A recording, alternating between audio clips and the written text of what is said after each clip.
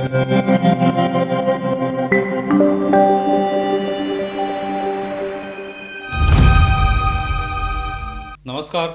News डंकामध्ये मी महेश विचारे आपल्या सगळ्यांचं मनपूर्वक स्वागत करतो.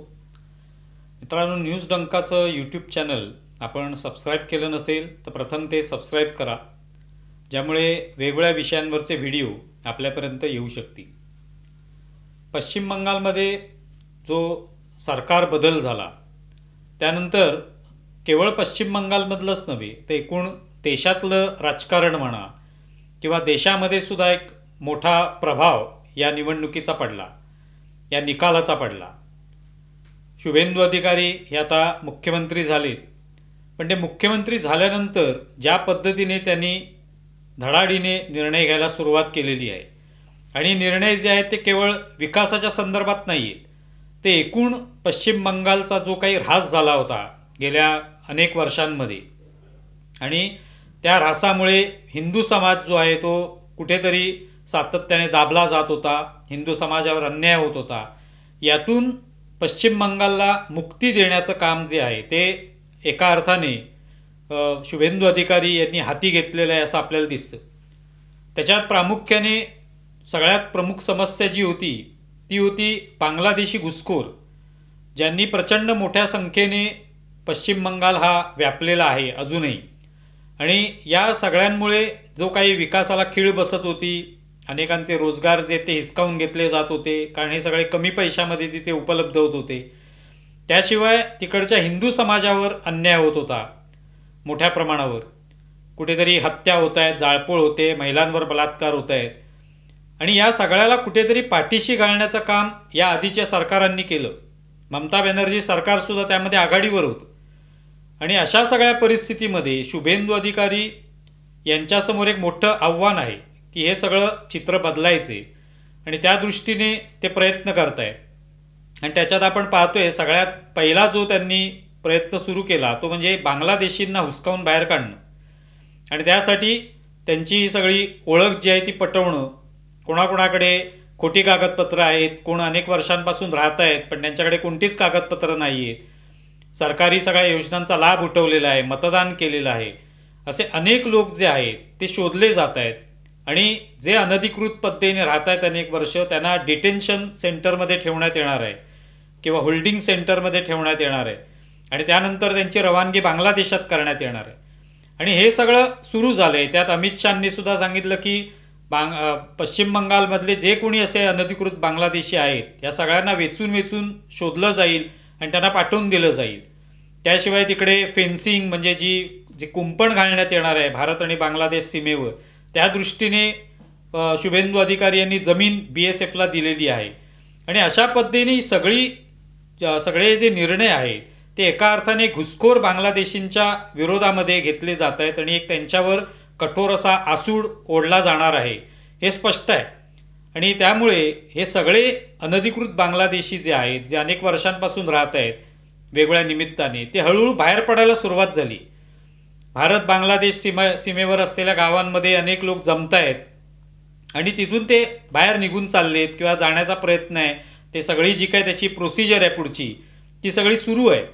पण अनेक लोक आता बाहेर पडू लागलेले आहेत. आणि त्यातून जेव्हा या सगळ्या बाहेर पडणारे म्हणजे पुन्हा एकदा बांगलादेशात जाणारे जे लोक आहेत त्यांच्या प्रतिक्रिया अनेक पत्रकारांनी घेतल्या, आणि त्याच्यातून एक भयंकरसं कारस्थान याच्यातून समोर आलं की कशा प्रकारे अनेक वर्षांपासून हे सगळे घुसखोर भारतामध्ये पाठवले जात होते. म्हणजे ते येत नव्हते नुसते, तर ते पाठवले जात होते. इथे येऊन ते पैसे देत होते दलालांना. कधी कोणी 8,000 रुपये घेतोय, कधी 10,000 रुपये घेतोय, कधी 15,000 रुपये घेतोय, 20,000 घेतोय. मनाला येईल ते पैसे, शेवटी ते काय अधिकृत नाहीच आहे म्हटल्यावर हवे ते पैसे घेऊन या बांगलादेशींना इथे आत प्रवेश द्यायचा.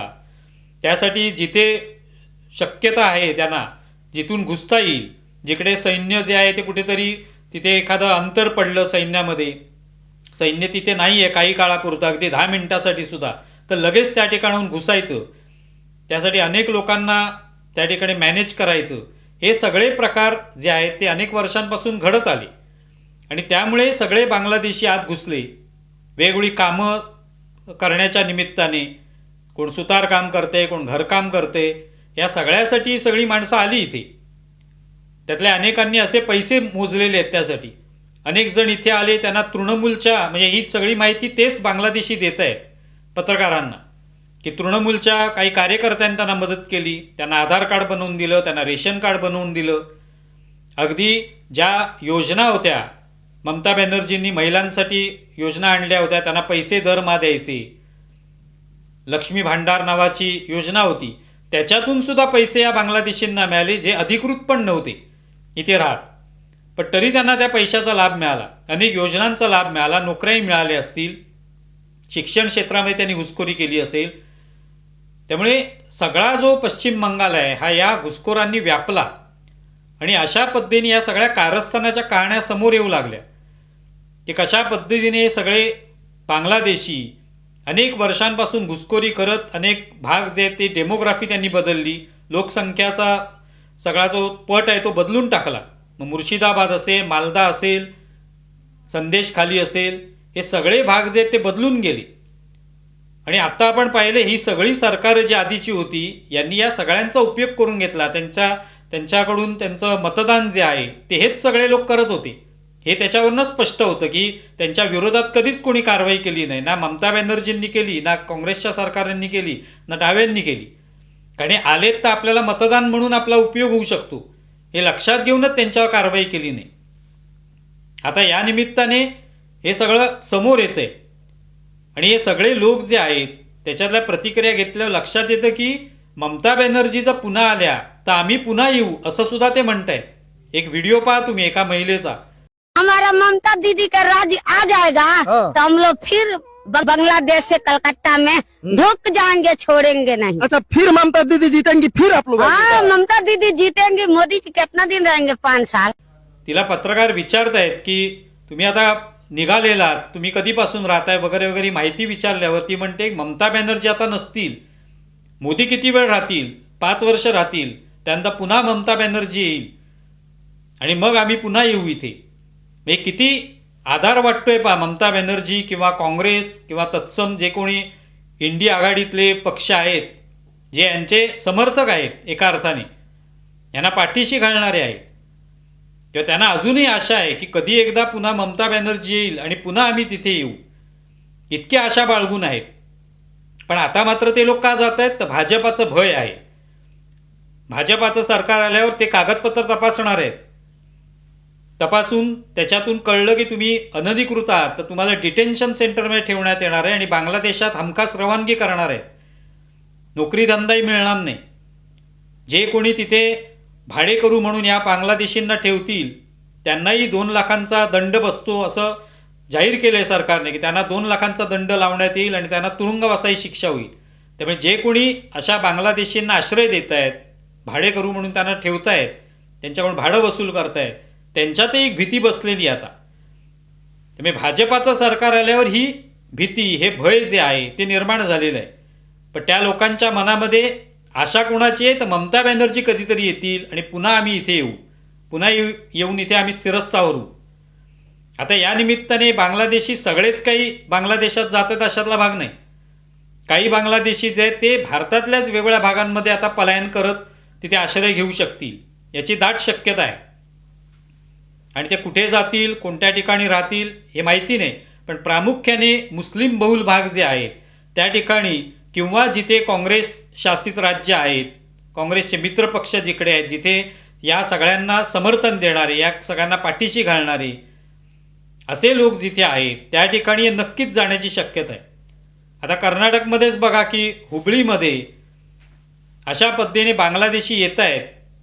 हे समजल्यानंतर तिकडच्या श्रीराम सेना याने आंदोलन केलं त्या ठिकाणी की अशा पद्धतीने सगळे बांगलादेशी येत आहेत ज्यांच्याकडे कोणतीही कागदपत्र नाही आहेत, सगळे अनधिकृत पद्धतीने कर्नाटकमध्ये येत आहेत आणि त्याबद्दल सरकार काहीच करत नाही असा सवाल या आंदोलकांनी विचारला की का हे सगळे येत आहेत इकडे. म्हणजे जिथे काँग्रेस शासित राज्य आहे त्यांना माहिती आहे की इथे आल्यानंतर काँग्रेसच्या शासनाकडून कुठेही विरोध होणार नाही, किंबहुना त्यांना आश्रय दिला जाईल, त्यांना नोकरीधंदा दिला जाईल, त्यांच्या पोटापाण्याची व्यवस्था केली जाईल, त्यांना कदाचित खोटी कागदपत्र आणखी पुरवली जातील याबद्दल त्यांना खात्री आहे आणि त्यामुळे ते कदाचित कर्नाटकमध्ये जात असतील. पण याचा अर्थ फक्त कर्नाटकमध्ये जातील असं नव्हे, अन्यत्रही जाऊ शकतात. महाराष्ट्रातही ते येऊ शकतील. महाराष्ट्रात भाजपचं सरकार आहे, पण ते सगळ्या राज्यांमध्ये जाऊ शकतात. जिथे संधी मिळेल, जिकडे मुस्लिम बहुल भाग असेल, तिथे लपण्याची जागा असेल, तिथेही संधी मिळेल. आणि त्यांना समर्थन करणारे महाराष्ट्रामध्ये सुद्धा पक्ष आहेत. आत्ता आपण पाहिलं, गरीबनगर बांद्र्यामधलं तोडण्यात आलं, जमीनदोस्त करण्यात आलं. पण त्यावेळेला ही कारवाई करताना भाजपाने त्याला विरोध केलाच. पण बाकीच्या पक्षांचं काय? काँग्रेस, उभाटा, राष्ट्रवादी काँग्रेस, शरद पवार या पक्षांनी काय केलं? उलट पाठिंबा दिला त्यांना. पाठिंबा या अर्थाने दिला की कशाला त्या गरिबांच्या झोपड्या काढताय तुम्ही? काय गरज आहे आत्ता झोपड्या काढण्याची? योग्य नीट त्यांचं पहिल्यांदा तपासा, त्यांची कागदपत्र, मग त्यांना हाकलून लावा किंवा मग तोडा त्यांची घरं. मग इतकी सहानुभूती हे सगळे पक्ष दाखवत आहेत. त्याचा फायदा हे सगळे बांगलादेशी नक्कीच उचलणार, की त्यांना माहिती आहे की इकडे सहानुभूतीदार भरपूर आहेत भारतामध्ये, जे आपल्याला आश्रय देतील, मतांसाठी आपलं लांगुलचालन करतील, हे त्यांना पूर्णपणे ठाऊक आहे. पण जिथे भाजपचं सरकार आहे तिकडे मात्र भय आहे. हे भय राहणं आवश्यक आहे. ज्या पद्धतीने शुभेंदू अधिकारी यांनी कारवाई केलेली आहे, कठोर कारवाई, उत्तर प्रदेशात सुद्धा अशा पद्धतीची कारवाई होते. महाराष्ट्रामध्ये सुद्धा अशी कारवाई व्हायला पाहिजे. हा धोका ओळखून इथे असे कोणी बांगलादेशी येत असतील, वेगवेगळ्या ट्रेन्सच्या माध्यमातून येत असतील, वेगवेगळ्या समजा रस्तामार्गे येत असतील, तर त्यावर लक्ष ठेवणं काटेकोरपणे, आणि ते कुठे जात आहेत याच्यावर लक्ष ठेवणं आवश्यक आहे. कारण केवळ भाजपाचं सरकार असेल किंवा भाजपाचे नेते असतील हेच याला विरोध करू शकतील, बाकीचे कोणी करणार नाहीत. कारण त्यांना भाजपाचं भय आहे. काँग्रेसचा किंवा त्यांच्या मित्रपक्षांचा मात्र त्यांना नक्कीच आधार वाटतोय. आणि हे मोठं आव्हान आणि हा मोठा धोका देशापुढे अजूनही आहे. लगेच पश्चिम बंगालमधलं सरकार बदललं म्हणून सगळे बांगलादेशी निघून जाणार नाहीत. ते प्रयत्न करतील लपण्याचा, इथे कोणी त्यांचं लांगुलचालन करतंय का त्याच्या आश्रयाला जाण्याचा. तेव्हा सगळ्यांनी सावध राहणं आणि या सगळ्या घुसखोरांना, जे आपल्या योजनांचा लाभ घेत आहेत, आपल्या एकंदरीत डेमोग्राफी बदलून इकडचे जे मूळ रहिवासी आहेत, हिंदू आहेत, यांच्यावर अन्याय करतायत, त्यांच्या नोकऱ्यांवर गदा आणतायत, तर त्याविषयी सावध राहणं अत्यंत आवश्यक आहे. तुम्हाला विषय कसा वाटला आहे जरूर कळवा. आमचा व्हिडिओ जास्तीत जास्त लाईक करा, शेअर करा आणि आमचं यूट्यूब चॅनल सबस्क्राईब करा. धन्यवाद.